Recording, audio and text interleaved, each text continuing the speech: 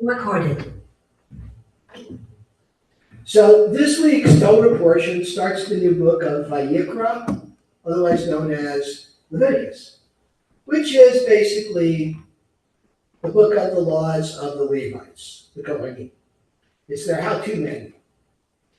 And the first reading, the first parsha, Vayikra, aptly named, starts off with naming 5 various offerings that the Levites and the Kohanim, the ministers and the priests, will officiate.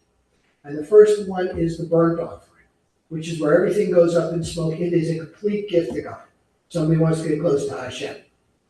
The second one is the thanksgiving offering, what we do today called the Birkat HaGomel, thanking God for seeing you through a dangerous circumstance, a surgery, a trip, prison, a war, seeing you safely through that. The third is the mincha offering. It involves grain, specific grain offerings that accompany the other offerings.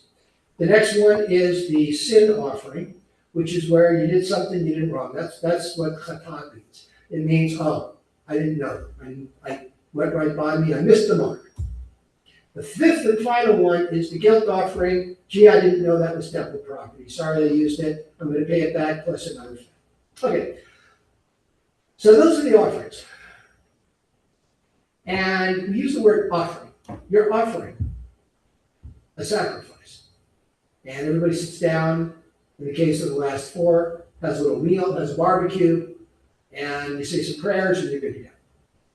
Today, we don't do offerings, or do we? We do not use living objects which we ritually slaughter and then cut them up and put them on the barbecue and do it.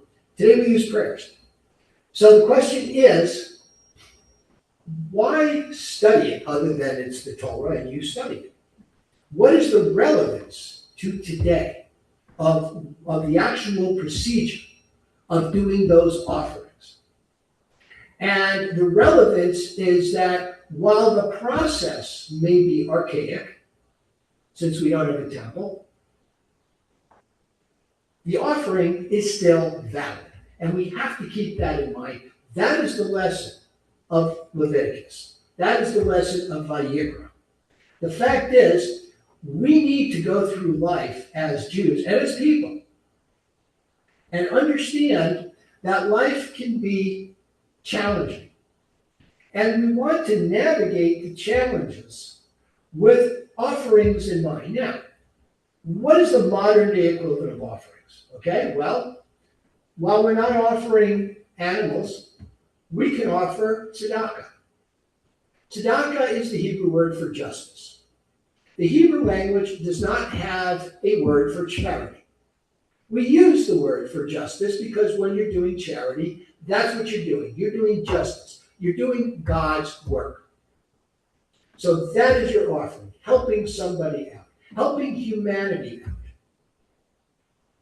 How do you make the forest greener? By watering each one of the trees.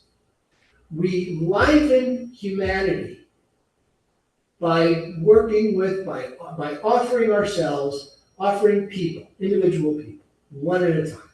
Can't do it for everybody. Maybe you can, if you're rich enough, you can establish a foundation or something. You can do that. Most of us can't. We don't have that means, so we hit people one at a time. That's our offering. And when we do the offering, let's keep these concepts in mind. Let us not say, okay, well, I guess we don't have to do offerings anymore. Yeah, you kind of do. Because the Torah is our mitzvah. It's our commandments. It's how we're supposed to live. So, you want to get close to God? Offer something. Pick your favorite charity and give something and offer something.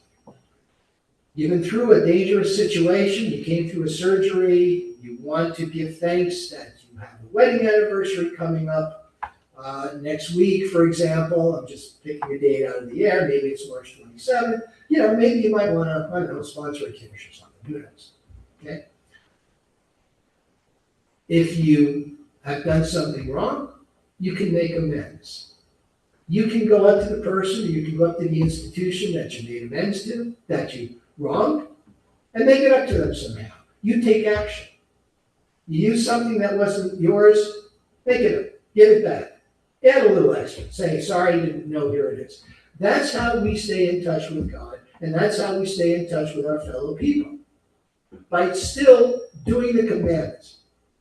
We don't look at the Torah and say, well, I guess, we don't have the temple, can't do offerings. Oh, well, I guess I'm off the hook. No, you're not. Because the commandments are still there. And this is why we study Torah. This is why we go through the Torah each week, a different part. So we familiarize ourselves. Maybe the venue doesn't exist anymore, but the process, but the idea, the concept is still there.